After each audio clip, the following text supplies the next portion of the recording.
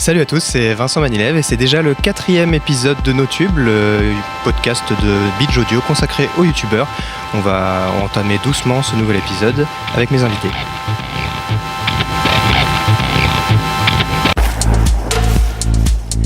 Et aujourd'hui, on va parler d'un sujet un peu mystérieux que peu de gens connaissent. En fait, c'est un domaine de YouTube qui est assez peu exploré jusque-là. Et c'est tellement peu exploré qu'il y a un mot valise pour le désigner. On parle de network et on va voir aujourd'hui que c'est quand même très compliqué de comprendre ce que c'est. On va en parler avec nos invités aujourd'hui. Donc à ma droite, pour sa première, Erwan Duchâteau, donc journaliste, pigiste pour Les Inrocks, qui fait beaucoup de portraits de youtubeurs que je vous recommande de lire. Bonjour Erwan. Merci beaucoup, c'est flatteur. Bonjour Vincent. Non, je suis très contente de t'avoir à mes côtés aujourd'hui. Et de l'autre côté de la table, donc non pas une youtubeuse, mais le sujet l'impose. Il fallait vraiment quelqu'un qui était dans le milieu, le domaine, et qui pourra nous expliquer au mieux comment tout ça fonctionne. Sarah Labiduri, bonjour. Bonsoir. Oui, bonsoir. C'est vrai qu'on le soir, mais les gens avec les podcasts, des fois, ils écoutent le matin, oui, en pleine bonjour, nuit. Faut mieux dire les deux. Donc, est-ce que tu peux nous expliquer en quelques mots ton métier ? On va revenir en détail juste après, mais voilà, simplement pour te présenter. En quelques mots, je suis influenceur manager. Donc, ça signifie que je m'occupe de gérer les talents pour un network en France. Voilà, donc les talents, c'est un autre mot pour désigner les youtubeurs, les vidéastes.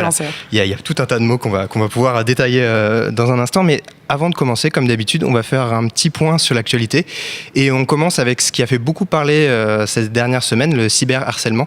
Vous avez certainement entendu parler de ce qui est arrivé à la journaliste Nadia Dam. Après une chronique sur Europe 1, elle a été victime de harcèlement de la part de certains membres du très polémique forum 18-25 ans de jeuxvideo.com. Elle a été menacée de viol, de mort. Il y a eu aussi des menaces à l'égard de son enfant, une tentative d'intrusion même à son domicile. Donc les médias ont vite réagi, ils lui ont apporté leur soutien. Marlène Schiappa, la secrétaire d'État en charge de l'égalité entre les femmes et les hommes, a elle aussi réagi. Et Webedia, donc la société qui édite jeuxvideo.com, a commencé à prendre des mesures, notamment en interdisant l'usage de certains mots. Et si j'en parle aujourd'hui, c'est parce qu'au même moment, une youtubeuse racontait elle aussi le harcèlement dont elle a été victime sur Internet. Elle s'appelle Sananas, c'est une youtubeuse beauté lifestyle qui compte près de 2 millions d'abonnés et elle raconte dans une vidéo qui dure un peu moins d'1 heure comment elle a été harcelée par des femmes qui ont créé des comptes Instagram et qui ont tout fait pour ruiner sa carrière et propager tout un tas de rumeurs. Déjà, comment vous pouvez détester quelqu'un ? Comment vous pouvez lui vouloir autant de mal alors que vous ne l'avez jamais rencontré ? Est-ce que vous vous rendez compte que vous souhaitez la mort de quelqu'un qui n'est même pas là réellement en face de vous, que vous n'avez jamais vu de toute votre vie, avec qui vous n'avez jamais parlé, avec qui vous n'avez jamais échangé ? Est-ce que vous vous rendez compte à quel point il y a un problème, quoi ? Il y a réellement un problème. C'est une vidéo que je vous recommande vivement parce que voilà, il y a beaucoup de choses vraiment marquantes et importantes dans cette vidéo. Erwan, qu'est-ce que tu en as pensé, toi, en regardant Sananas parler de son harcèlement ? La première réaction qu'on a forcément, c'est de saluer le courage qu'il faut pour endurer ça, prendre la parole. Et je pense que c'est assez bateau de dire ça, mais on sous-estime quand même la dureté de ce que c'est, parce que quand on regarde la vidéo, on voit que c'est quelqu'un qui a vécu dans ce harcèlement, à travers ce harcèlement, pendant toute la période que ça a duré. Il y a un petit montage au début de toutes les insultes qu'elle a reçues et on la voit à la fin, heureusement, quand même arriver à en rire un peu avec elle déroule, spoiler, un rouleau de papier toilette sur lequel sont imprimées des insultes qu'elle a reçues. Donc voilà, je pense même en disant oui, il faut saluer le courage, machin, on sous-estime quand même tout ça. Et ensuite, il y a quelque chose qui est assez intéressant à discuter après avoir regardé la vidéo, c'est qu'on rentre dans la vidéo par justement ce mélange d'insultes qu'elle reçoit, dont beaucoup font écho à une certaine culture du viol. Il y a des allusions à la prostitution, à des violences sexuelles. Et on apprend dans la vidéo que ce dont elle se plaint le plus, c'est d'un compte en particulier et d'une certaine communauté en particulier qu'elle désigne elle-même comme étant essentiellement composée de femmes. Et je pense que ça doit aussi nous faire voir que aujourd'hui être influenceur, youtubeur dans ce milieu lifestyle, beauté, etc., c'est peut-être être à la fois la cible des hommes, parce qu'on est quand même dans un domaine où la femme est esthétisée, donc une certaine communauté masculine peut complètement péter un plomb, et aussi d'une concurrence féminine, et c'est 2 fois plus difficile à endurer, quoi. Sarah, toi aussi, tu as regardé la vidéo. Comment tu t'es senti face à ça? Parce qu'au final, c'est vrai que c'est un type de vidéo qu'on voit pas si souvent que ça sur YouTube. Non, et la violence des propos qu'elle a rapportés m'a vraiment choquée, parce qu'en fait, on se doute pas que quand on est Sananas ou une youtubeuse beauté comme ça, aussi importante, toujours souriante, toujours sympa, drôle, tout ça, on se rend pas compte que ça va aussi avec un revers de médaille qui est les haters. Et quand on pense aux haters, on pense souvent au petit mec dans sa cave, comme ça, derrière son ordinateur, dans le noir, qui va écrire des horreurs. Mais non, comme Erwan l'a dit, ça peut être des femmes. Une femme qu'on croise dans la rue, en fait, elle peut être derrière son ordinateur à insulter, à proférer des horreurs à des filles comme Sananas. Et je trouve ça très bien qu'elle en ait parlé, comme ça, aussi sincèrement, en fait. Juste en disant, voilà, ça fait mal. Arrêtez, pourquoi vous me connaissez pas? Stop. Il y a aucune raison sinon que de faire du mal. Et quand elle dit que c'est peut-être par jalousie, je pense que pour un certain nombre de haters, notamment certaines femmes qui créent des comptes comme ça, peut-être qu'effectivement elle a pas tort. Il y a un fond de moi aussi j'aimerais bien être à sa place, je peux pas y être. Alors du coup, je vais être mauvaise et je vais essayer de lui faire du mal. Et au quotidien, donc comme tu le disais tout à l'heure, tu travailles avec des talents, donc avec des youtubeurs. Est-ce que toi-même tu as déjà eu écho d'histoires de talents que tu gères et qui ont eu des problèmes avec certaines personnes dans leur communauté, certains haters, etc. C'est quelque chose qui est assez présent au sein de la communauté des youtubeurs? Il y en a énormément. Et dans tous les styles de chaînes ou même sur les différents réseaux d'influence, il y a vraiment beaucoup de haters, que ce soit sur des chaînes de gaming, il y aura des haters, de lifestyle, il y aura des haters, d'humour, il y aura des haters, il y en a vraiment dans tous les domaines. Et après, c'est des communautés différentes, effectivement, de haters. Mais oui, j'ai eu des cas où, par tous les moyens, les gens ont recherché l'adresse de la personne. Bon, ils se sont trompés d'adresse, c'était une société homonyme, ils se sont trompés d'adresse, mais ils ont quand même atterri à une autre adresse que celle de la personne. Je sais vraiment pas ce qu'ils planifiaient, mais c'est quand même, ça va très loin, ça peut aller très loin. Ouais. Et l'autre partie de la vidéo où Sananas dit que elle a été vraiment démunie et quand elle a voulu porter plainte, etc. J'en dis juste un mot là parce que on va en reparler dans une prochaine émission, mais voilà, je pense que c'est important de pouvoir parler aussi des recours qu'on peut avoir, des moyens qu'on a pour se défendre, comment on peut faire appel à la justice et à son entourage, même de manière générale, pour avoir du soutien et de l'aide dans ce genre de situation. Donc voilà, c'était simplement pour dire qu'on en reparlera très, très prochainement dans nos tubes. L'autre actualité du jour, qui est pas beaucoup plus réjouissante, qui est inquiétante. Ça concerne le tout jeune public de YouTube et l'application qui leur est dédiée, en fait, donc YouTube Kids, qui est une application qui est censée filtrer les contenus pour proposer des contenus seulement pour les enfants. Et je me tourne vers toi, Erwan, et tu vas nous parler de ce qui s'est passé un petit peu avec cette application ces derniers jours. Exactement, déjà parce que grâce à toi, j'ai dû installer cette application sur mon smartphone et donc la consulter régulièrement. Tu as nourri l'algorithme YouTube grâce à moi et j'en suis ravi. Voilà, tu l'as dit, le YouTube Kids, c'est cette application destinée aux enfants, destinée aussi aux parents qui veulent pouvoir lâcher leurs enfants devant YouTube comme on pouvait le faire devant la télévision. Si on en parle beaucoup en ce moment, c'est parce que les algorithmes qui déterminent si telle ou telle vidéo est adaptée ou non aux enfants, il a un peu des petits soucis au milieu du catalogue d'émissions comme Peppa Pigs, C'est pas sorcier en France, qu'on peut consulter et qui sont répertoriés et même recommandés par l'algorithme, ou aussi les Schtroumpfs. On retrouve des contenus et des chaînes qui sont créés pour les enfants par des créateurs d'internet, et on en retrouve même de plus en plus. Et le souci, c'est qu'il y a un certain nombre de dérives qui apparaissent. Le premier phénomène qu'on peut observer, c'est des comptes qui piratent simplement des émissions tout entières. Donc on a des épisodes de Peppa Pig de 4 heures avec toute la saison de Peppa Pig qui sont sur des comptes qui ne sont pas officiels. Ça, c'est quelque chose que dénonce le journaliste James Riddle dans un essai qu'il a publié sur Medium. Oui, un article qu'on recommande. Absolument. C'est vrai que c'est assez aberrant. Il y a toute une liste d'exemples qui sont vraiment frappants. Voilà. Et c'est du coup, tout ça sert uniquement à faire du revenu, plus ou moins à draguer le public pour pouvoir faire du revenu dessus. Le second phénomène, il concerne des créations, des vidéos d'animation qui n'ont parfois aucun sens, parce que franchement, je m'en suis tapé et c'est pas forcément de la qualité top. à destination donc de ce jeune public enfant et qui se sert d'une vieille technique pour ruser les algorithmes, à savoir caler un maximum de mots dans le titre qui font référence aux recherches en vogue chez les enfants. Tout ça, pareil, pour attirer un public qui n'a pas forcément le recul pour se rendre compte de ce qu'il regarde, du fait qu'il se fait avoir et faire de l'argent. Et en plus, ce qui pose vraiment problème, c'est que certaines de ces créations ne sont pas du tout adaptées à un public enfant. Et c'est ce qu'on peut dégager de cet essai de James Bridle. C'est une parodie justement de Peppa Pig, dans laquelle on voit le personnage principal se faire torturer chez le dentiste, il me semble. Alors j'ai un extrait à vous faire écouter. Donc c'est un extrait d'un détournement du dessin animé Paw Patrol. Donc c'est très visuel, parce que voilà, dans ce genre de contenu il y a souvent très peu de dialogue, c'est des petits mots à droite à gauche et beaucoup de musique et de poète-poète. Donc je vais juste vous le faire écouter pour que vous ayez un peu l'ambiance sonore. Donc voilà, mettez bien votre casque, détendez-vous et profitez-en. Voilà. Let's go. Ow! Ooh. Here we go.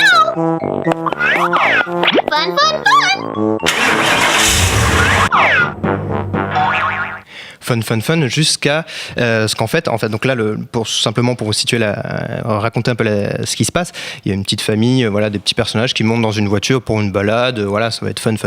Sauf que quelques secondes plus tard, donc ils ont un accident de voiture, la voiture brûle et je crois que le héros se retrouve en fait orphelin, son petit frère est mort, sa mère est morte.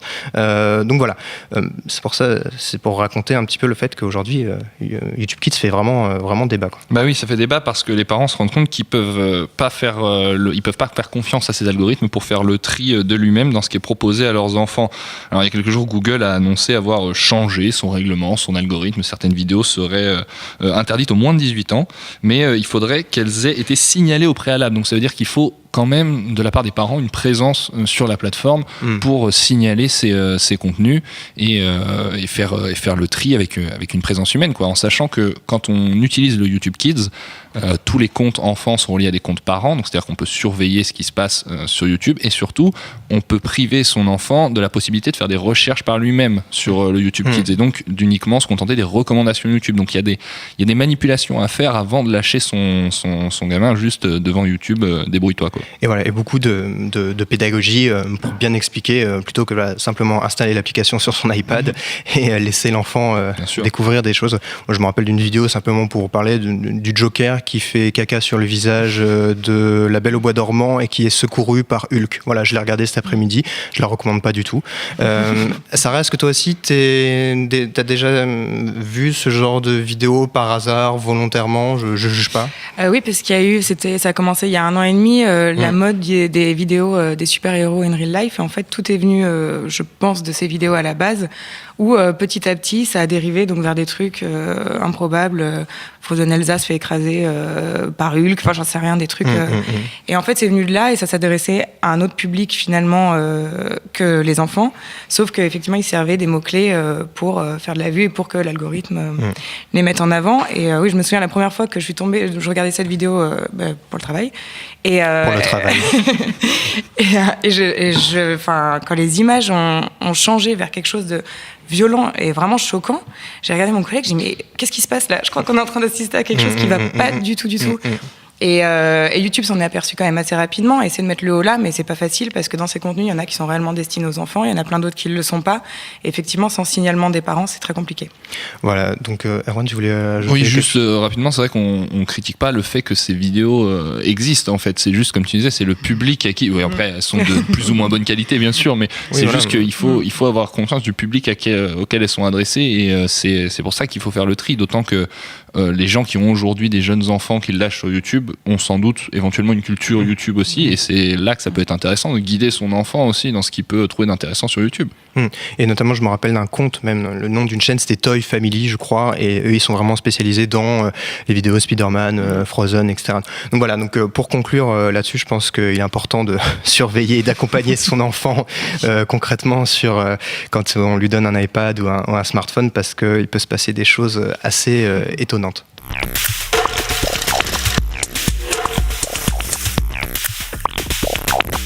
Alors là, on va pouvoir s'attaquer au gros sujet du jour. J'étais un peu stressé parce que c'est quelque chose d'extrêmement complexe à expliquer en une petite demi-heure. Donc en gros, voilà, on va parler de ces fameux networks. Voilà, donc ce mot valise qui englobe tout un tas de choses. On va détailler ça. C'est-à-dire, c'est pour le résumer simplement, c'est un peu des entreprises qui aident les youtubeurs à développer leur chaîne. Et juste pour vous montrer à quel point c'est difficile d'expliquer ce que c'est, je voulais vous faire écouter un petit extrait d'une interview de Cyprien. Il était invité par le podcast Studio 404 en avril 2016. Alors les networks c'est super intéressant, mais tout le monde ne sait pas ce que c'est, je pense. Ils disent des merdes, ils vont sur Wikipédia. Non, je sais même pas comment l'expliquer, c'est très perturbant. C'est les gens qui vont. C'est une sorte d'agence en fait. Ouais, c'est une agence, qui va gérer plusieurs youtubeurs. Qui va gérer les youtubeurs, effectivement. Des youtubeurs dans son écurie, quoi. Affirmatif. La fameuse agence. Voilà, la fameuse agence. Peut-être avant de se plonger dans les entrailles des networks, Sarah, est-ce que tu peux nous dire, nous parler un petit peu de Divimove, de combien vous êtes en France actuellement notamment? Alors, Divimove est un network donc à la base allemand et qui s'est développé très rapidement aux Pays-Bas. Maintenant présent en Italie, en Espagne, Pologne et donc en France. En France, on est 8, sachant qu'on est un peu plus d'une centaine dans toute l'Europe. Et ça fait quelques mois effectivement que Divimove a choisi de s'intéresser au marché français. Et voilà, on est le dernier arrivé de tous les marchés européens. Et donc, en gros, vous représentez combien de vidéastes en France, en tout cas? En France, on en a, je dirais, 80 à peu près, entre 60 et 80, sachant qu'on on a 1200 influenceurs dans toute l'Europe. Donc voilà, mais en France, c'est un choix de notre part d'avoir peu d'influenceurs. Et est-ce que tu peux donner des exemples peut-être de personnes que vous représentez? Je ne sais pas si les gens les connaissent ou... Non, non, c'est une question totalement innocente. On a l'atelier de Roxane, donc une très grosse chaîne cuisine et famille aussi. GameX 13, je ne sais pas si... Oui. Voilà. Et en gaming, on a la Team La Salle aussi. Voilà. Donc dans des domaines vraiment variés. On a beaucoup de domaines différents. Alors maintenant qu'on a fait ce petit point, peut-être qu'on va pouvoir essayer de comprendre comment ces networks sont arrivés, d'où ils ont surgi, parce que j'ai l'impression de parler un peu de Stranger Things, du monde à l'envers, et de dire ils étaient là depuis le début, ils ont surgi des entrailles. Non, simplement moi de ce que j'ai compris, et je me tourne vers tous les deux et vous me corrigez si je me trompe, c'est que à partir du moment où il y a eu des youtubeurs qui cumulaient des millions d'abonnés, il y a eu forcément un marché, de l'argent à gérer, des créateurs à engager et un public aussi à toucher, puisque voilà, pour les grandes sociétés de production, j'ai l'impression que YouTube c'était l'endroit où il fallait être pour pas perdre son audience, et c'est pour ça, si j'ai bien compris, aux États-Unis en tout cas, que Disney et tout un tas d'autres boîtes ont lancé donc leur network pour accompagner des créateurs, leur faire produire du contenu et aussi être sûr que voilà, en termes de publicité, etc., ils pourraient continuer à toucher des audiences qui au final peut-être regardaient moins la télévision, etc. Donc je sais pas si... Oui, c'est vrai que de toute façon il y a une date qui est clé forcément, c'est le moment où YouTube a rapporté de l'argent, c'est le programme partenaire. Ensuite, je pense que le programme partenaire, c'est ce qui permet aux vidéastes... Ce qui permet aux vidéastes de se faire rémunérer sur leurs vidéos, tu fais bien de préciser Vincent. Et c'est 2008, si je dis pas de bêtises. Et puis à partir de ce moment-là, les grandes industries avaient besoin aussi d'interlocuteurs pour pouvoir dialoguer avec YouTube. Et les vidéastes qui commençaient à brasser beaucoup d'argent et qui intéressaient aussi les marques avaient besoin aussi peut-être d'interlocuteurs pour pouvoir dialoguer. Je pense que dans le monde de la musique, on a des labels. Dans le monde du cinéma, on a des productions. Je sais pas si le parallèle est vraiment bien senti. Ce sont ces interlocuteurs-là. Après, il y a eu aussi le monde de la musique avec Vevo, parce qu'il fallait aussi pouvoir protéger des contenus. Vevo, vous voyez souvent, je pense, à côté de vos artistes préférés, Beyoncé, Vevo, Kanye West, Vevo sur YouTube, c'était voilà, pour pouvoir s'assurer qu'on n'uploadait pas leurs clips, leur musique, n'importe comment, etc. Et que c'était vraiment encadré par Universal. Sarah, pourquoi Divimove est arrivé comme ça en France? C'était quoi l'intérêt de Divimove pour la France? C'est un marché intéressant par rapport aux youtubeurs? Ouais, la France est un très gros marché par rapport aux youtubeurs. Très compliqué parce que très concurrentiel. Mais en fait, YouTube a connu un essor vraiment énorme en France, je dirais, ces 3 dernières années avec tout ce qui est professionnalisation des contenus, avec beaucoup de qualitatifs par rapport à d'autres pays. Il y a des contenus très qualificatifs et voilà, c'est pour ça que Divimove a choisi de s'intéresser en France et puisque c'est la suite logique aussi de l'expansion en Europe.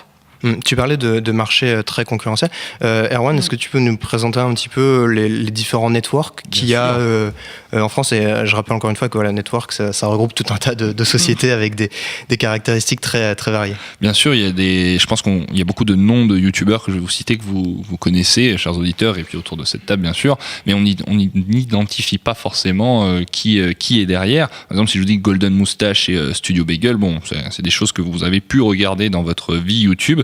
Mais Golden Moustache, par exemple, c'est quelque chose qui appartient à M6. C'est une entité qui appartient à M6. Studio Bagel appartient pour sa part à Canal+. Ça, on pouvait un peu plus s'en douter, parce qu'ils ont fait beaucoup de contenu pour Canal+. Et quant aux grands youtubeurs qui sont plus produits en leur nom, Cyprien, Norman, Squeezie, eux, ils travaillent avec Mixicom, qui appartient à Webedia. Donc, on a parlé au tout début de l'émission, pour d'autres raisons. Pour d'autres raisons plus problématiques. Plus problématiques.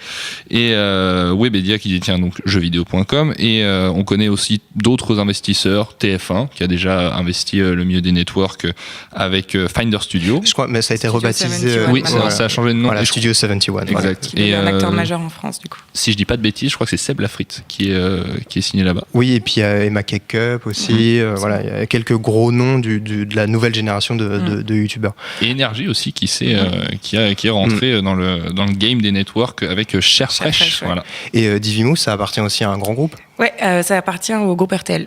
Voilà, donc c'est vrai que au final on a l'impression de parler de petites structures, mais c'est vrai que derrière il y a des enjeux et c'est toujours cette logique pour des grands groupes audiovisuels et numériques de s'attaquer à un marché qui est en pleine explosion. Donc voilà, donc maintenant concrètement qu'on a un peu cette toile tissée en Europe et aux États-Unis, Sarah, est-ce que tu peux nous dire concrètement à quoi sert un network? Qu'est-ce qu'un network apporte à un youtubeur? Parce que je vais faire un peu la réflexion bête, mais un youtubeur, il a juste besoin d'une caméra, d'être dans sa chambre et d'appuyer sur record et de poster la vidéo en ligne. Et non, il a besoin de nous.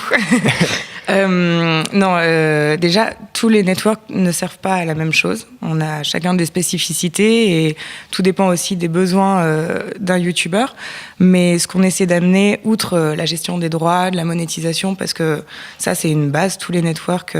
les droits, oui, c'est-à-dire que pour s'assurer qu'il n'ait pas de problème, s'il utilise des extraits de films ou de musique, de jeux vidéo. Pour gérer, l'utilisation dans ses vidéos et pour pas qu'on lui vole ses vidéos aussi ou qu'on les utilise, enfin tout ce qui est relatif aux droits de ses vidéos. Mais en dehors de ça, on fait aussi du développement d'audience. Évidemment, le but c'est de l'amener le plus haut possible, mais on fait aussi de la gestion de tout ce qui est projet annexe. Si un youtubeur a envie de lancer sa marque et que nous on y croit, on l'accompagne là-dedans. S'il a envie de faire, un spectacle, un film, une série, toutes les envies en fait et tous les projets qu'il pourrait avoir, parce que souvent donc ce sont des artistes, des créateurs.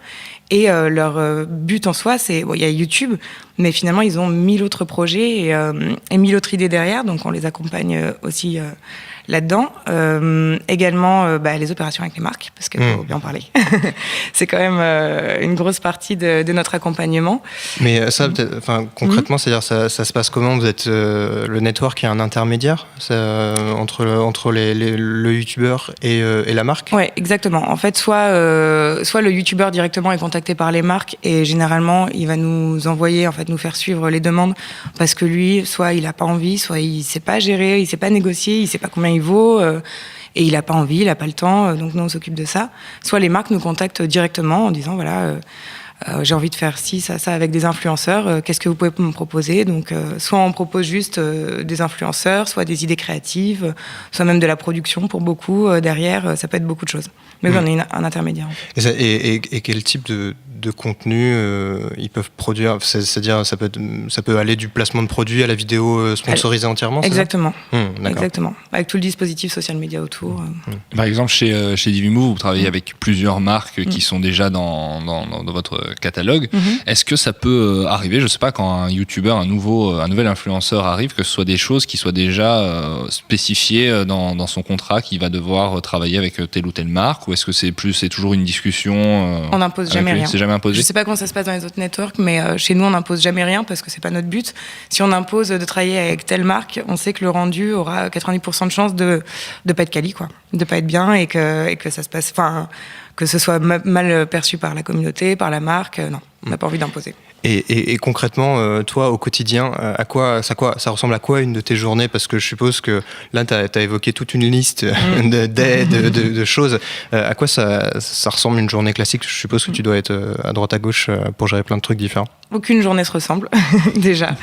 Y a une grosse partie de ma journée qui consiste à parler avec mes talents. Donc, s'ils ont des problèmes sur leur chaîne, même parfois dans leur vie, à peu près tout ce dont ils peuvent avoir besoin, ils peuvent s'adresser à moi et je fais mon possible. Il y a une autre partie donc qui consiste à gérer les opérations avec les marques aussi énormément. Et non, j'ai pas de quotidien, c'est ça qui est assez marrant, c'est que je saurais même pas dire ce que je fais en arrivant au bureau parce que chaque journée est différente parce que je vais avoir un de mes youtubeurs qui va avoir eu un strike, sa chaîne fermée, donc ça va être ma priorité, ou le lendemain je vais arriver et il y en a un qui va me dire je suis en bas, je suis au bureau, viens on va boire un café, donc j'ai vraiment pas de quotidien en fait. Oui, parce que les youtubeurs eux-mêmes ils ont pas d'horaire de bureau en fait. C'est difficile de concilier les deux, je suppose. Non plus, non. Donc en contrepartie de tous ces services, qui varient d'un network à l'autre, évidemment le youtubeur va reverser une partie de ses revenus, de l'argent qui touche au network, c'est-à-dire l'argent qui touche sur notamment la pub avant ses vidéos ou les contrats avec les marques. Je voulais vous faire écouter un petit extrait du Tatou. Donc en fait c'est sur leur ancienne chaîne en fait où ils parlent un petit peu des networks et de l'argent entre guillemets. Autre point, les networks, ils aident aussi à la création de la vidéo. Parce que certains networks proposent de prêter des caméras, de prêter des studios, d'apprendre le montage, toujours dans le but d'améliorer les vidéos, enfin en tout cas de les rendre plus attractives, et donc générer plus d'argent. Parce que oui, les networks, il faut quand même se le dire, c'est pas des entreprises qui sont là juste pour la beauté de YouTube, ils sont là évidemment eux pour gagner de l'argent. Ça c'est le côté business de YouTube. Alors, Sarah, donc, est-ce que tu peux nous dire un petit peu comment, parce que c'est un pourcentage des revenus, mais comment on détermine un pourcentage que ce soit les revenus sur les vidéos ou dans une marque C'est de la négociation, tout simplement. Enfin, ça dépend. Alors, sur les revenus YouTube, ça dépend beaucoup de la taille de la chaîne. En fait, et puis après c'est un terrain d'entente à trouver alors pour les revenus AdSense avec le youtubeur et pour les opérations avec les marques et le youtubeur, sachant que nous on est toujours transparent, on leur dit toujours je vais prendre tant de pourcentage sur cette OP. Et ça peut aller de quel pourcentage à quel pourcentage, la fourchette entre guillemets? Sur les revenus YouTube, il y a des networks qui font du 100%. Donc ils prennent rien dessus, ils savent que le youtubeur est très ce qu'on appelle brand safe, donc qui fera beaucoup d'OP et tout brand ça, donc ils trouveront leur compte là-dedans. C'est-à-dire brand safe, il fera pas mal de pubs. Ouais, il fera pas de. La chaîne est facile à vendre. Il fera pas de mal aux annonceurs. Voilà, c'est ça. Il y a aussi, on va peut-être pouvoir en parler parce que là, il y a un enjeu financier qui se met en place. Est-ce que il y a aussi des critiques qui sont assez nombreuses, des networks depuis le début de leur installation, etc. Est-ce qu'il y a une méfiance de manière générale par rapport aux networks? Énorme. Le nombre de vidéos qu'il y a, pourquoi les networks ne servent à rien, pourquoi vous ne devez pas être dans un network. Mais en fait, c'est parce que les premiers networks étaient effectivement un intermédiaire. C'était uniquement pour la monétisation et la gestion de droits. Il n'y avait pas d'accompagnement, de management réellement derrière. C'était pas ce qui était prévu. Et certains networks ne se sont pas adaptés et n'ont pas compris le fait que sur YouTube, maintenant, c'est des artistes, c'est des créateurs, et que ça se transforme et qu'ils ont besoin d'autres choses et que ça suffit pas. On peut pas prendre des revenus à quelqu'un et pas répondre à ses mails derrière. C'est pas. Et certains networks font encore ça, n'ont pas saisi qu'il fallait changer de modèle, en fait. Parce que nous, on pense qu'il faut vraiment changer le modèle et se diriger vers vraiment une agence, un accompagnement artistique et créatif. Et c'est ces networks-là qui font beaucoup de mal aux autres networks. Est-ce que c'est aussi ça qui explique ce que tu disais au début de l'émission, le choix d'avoir un nombre plus restreint d'influenceurs à gérer sur le marché français? Exactement, parce que sinon on ne peut pas. Enfin, si j'avais, je sais pas, 150 influenceurs, comment je pourrais répondre à tout le monde? Comment je pourrais regarder toutes leurs vidéos? Comment je pourrais les aider artistiquement, éditorialement parlant? Je pourrais pas. Là encore, il y a un rapport aussi un petit peu du producteur à l'artiste qui l'accompagne dans son quotidien. On voit que tu échanges souvent aussi avec eux dans ta journée, quoi. Oui. Je voulais vous faire écouter un rapide extrait, donc simplement pour situer un peu le contexte. Donc c'est Cyril, donc qui est plus connu sous le nom de Super Connard avec un K, et qui raconte que l'une de ses anciennes vidéos a été supprimée, soi-disant à cause d'un non-respect des droits d'auteur. Donc on parlait de droits d'auteur, et il découvre en fait que c'est à cause d'un network qui s'appelle Machinima que sa vidéo a été signalée par un autre youtubeur. Donc on va écouter sa réaction. Machinima, les mecs existent encore? Merde! Je pensais qu'après avoir arnaqué un petit peu tout le YouTube game, ça y est, ils étaient partis, mais non, et les mecs s'accrochent! Ils sont là comme ça! Bref, on a tous eu des soucis avec Machinima, je vois que ça continue, excellent. N'allez pas chez Machinima, première chose. Voilà, donc il parle en ces termes particuliers d'un network qui s'appelle Machinima, donc qui est un network américain qui était un des premiers arrivés, et donc si j'ai bien compris, contacter les youtubeurs à l'appel, envoyant des centaines de mails pour essayer de leur faire signer des contrats. Même parfois sans contrat, hein. Des liens juste pour attacher la chaîne à ce qu'on appelle leur CMS, c'est-à-dire l'outil de gestion directement, sans même, enfin c'était incroyable. Je sais pas s'il le fait encore. Mais... Oui, voilà, mais de manière générale, j'ai l'impression que sur la signature des contrats, là aussi, c'était un gros souci pour les youtubeurs. C'est-à-dire que, là encore, il y a quelques jours, on me disait, oui, les networks, ils font signer des contrats à vie, c'est n'importe quoi, c'est impossible de s'en détacher. Enfin, c'est aussi quelque chose d'assez important. Le souci, c'est que, en fait, comme c'est tout nouveau, personne ne sait exactement ce qu'on peut faire ou pas faire. Maintenant, ça commence quand même à se clarifier, mais c'est vrai qu'il y a des networks qui font signer des contrats de 5 ans, voire plus, d'autres qui font signer des mineurs, sans faire signer le représentant légal, et qui, derrière, quand le mineur en question dit non, mais en fait, je veux pas, le network dit tant pis, c'est trop tard, et après ils disent appelle un avocat, poursuis d'où? Forcément, personne le fait, donc oui, il y a encore beaucoup de contrats comme ça. Cette question des mineurs, elle est assez intéressante. D'ailleurs, comment ça fonctionne quand un youtubeur mineur veut se faire représenter, ou que ses représentants légaux jugent qu'il est bon de le faire représenter dans un network? Comment on l'approche? Ce sont ses représentants légaux qui signent le contrat. Ça, c'est toujours, on ne peut pas signer un mineur, non. Ça passe toujours par eux, et après, est-ce que l'accompagnement est peut-être différent aussi, de par le fait qu'il est mineur, la gestion des revenus aussi? Oui, tout à fait. En plus, très souvent, quand c'est des mineurs, on parle autant aux parents qu'aux créateurs. Parce que les parents sont pas tous, mais la plupart sont quand même très présents, veulent être sûrs que tout soit bien en règle, qu'on profite pas, entre guillemets, de la jeunesse de leur enfant, et on est souvent en contact avec les parents. Et justement, donc les parents, c'est là aussi il y a un devoir, je pense, de pédagogie, de leur expliquer que leur enfant, il y a potentiellement énormément de choses à gérer, des contrats, etc. Là aussi, c'est une part importante du travail dans un network, l'espèce de contact, de pédagogie, de le fait, je sais pas, soit les rassurer, soit leur dire que leur fils va signer un contrat avec telle marque, etc. Ouais, avec les parents, souvent, ça prend beaucoup plus de temps, par exemple, de signer des contrats, même si c'est le même contrat, parce que ils ont peur, mais ce qui est normal. Ils se disent, mon enfant est mineur, il va gagner de l'argent, ou il gagne déjà pas mal d'argent, j'ai pas envie que ça atterrisse dans les mains de quelqu'un de mal intentionné, donc c'est normal. Donc on explique généralement, alors vraiment chaque clause dans les moindres détails, mais c'est normal, et c'est mieux. Moi je préfère des parents qui me posent beaucoup de questions que des parents qui signent sans même lire le contrat. Oui, c'est vrai que c'est plus sain, on peut dire, c'est mieux qu'ils s'y intéressent. Et vis-à-vis des marques, comment ça fonctionne? Est-ce que déjà les marques sont intéressées par ce genre d'influenceurs, ou est-ce qu'on se dit qu'on se permet moins de les présenter, de les proposer à des marques parce qu'ils sont mineurs? Non, il n'y a pas de différence. Et pour les marques, il n'y a aucune différence. Des marques qui s'adressent à des publics jeunes, justement, elles cherchent des influenceurs jeunes, donc pas de souci. Il y a une autre question, on en avait parlé avec Erwan un petit peu avant l'émission. Le fait de rejoindre un network, est-ce que ça a une influence possible sur le contenu? Parce que ce que dit Erwan, c'est l'éditorial, quoi. Voilà, sur la ligne éditoriale d'une chaîne, parce qu'on peut se dire il représente, il appartient entre guillemets à un network. S'il fait un contenu qui va pas, qui correspond pas forcément à ce que le network attend, est-ce qu'il va peut-être décevoir des annonceurs? Est-ce qu'il y a des fois des discussions par rapport à ça où ça peut poser problème? Non, en fait, nous on part du principe que c'est lui l'artiste et c'est pas nous, on n'est pas artistes. Hein. Nous on est là pour amener une expertise sur la vidéo en ligne, c'est-à-dire que forcément on sait ce qui marche, comment ça marche, pourquoi.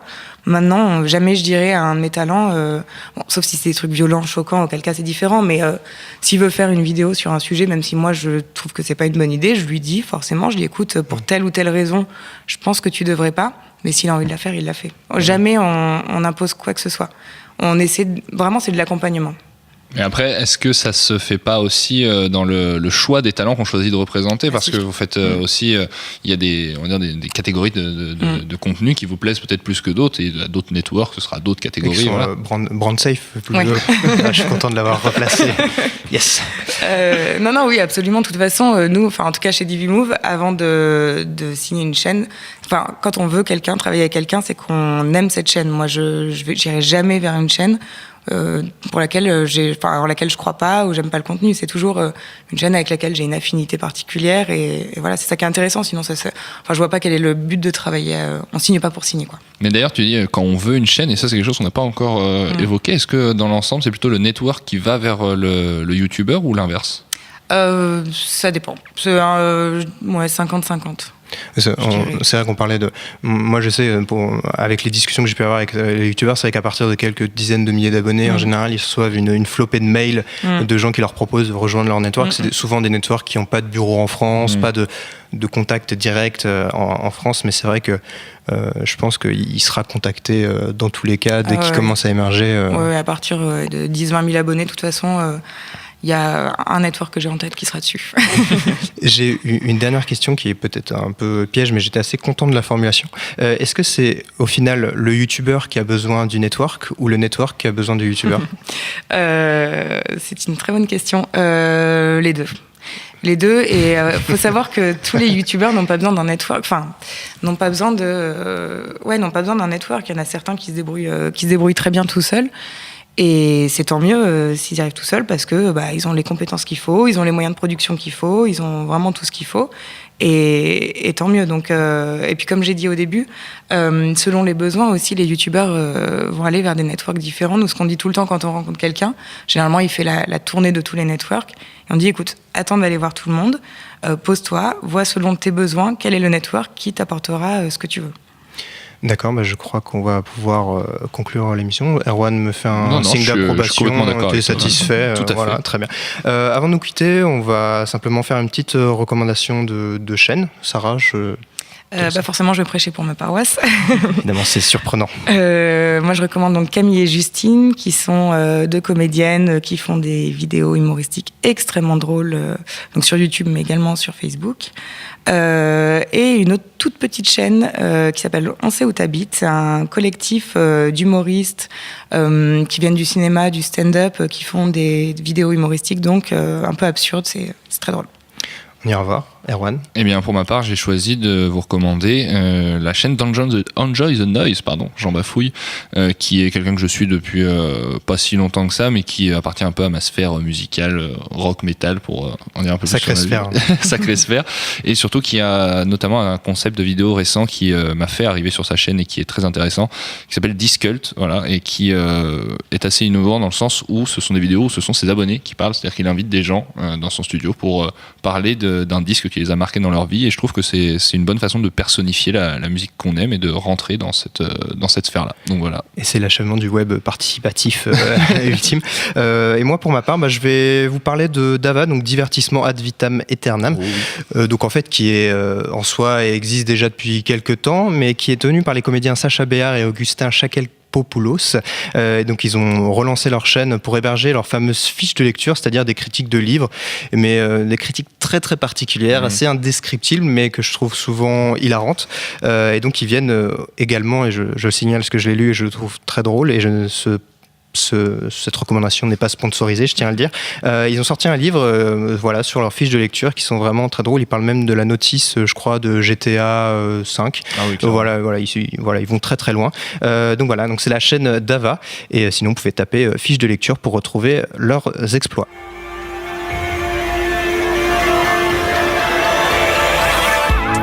Merci beaucoup à Sarah Labiduri de Divimove et à Erwan Duchâteau d'être venus dans nos tubes.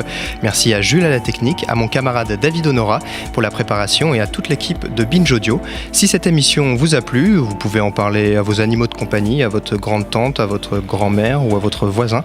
Et je vous laisse mettre des petites étoiles sur Apple Podcasts, ça nous aide beaucoup. Voilà, merci de nous avoir écoutés et je vous dis à très bientôt.